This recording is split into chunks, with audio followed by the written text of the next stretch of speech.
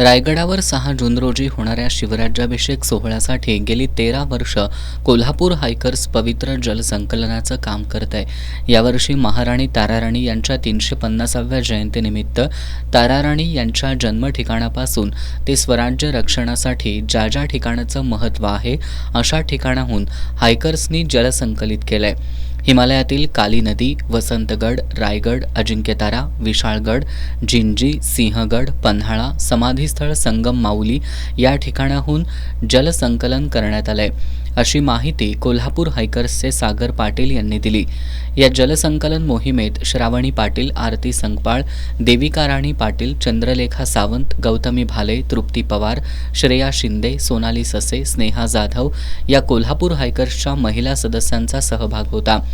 या सदस्यांना इंद्रजित मोरे, अविनाश भाले, रणसिंग जाधव, ओम कोगनोळे, विजय ससे, सागर पाटील यांचं सहकार्य लाभलं।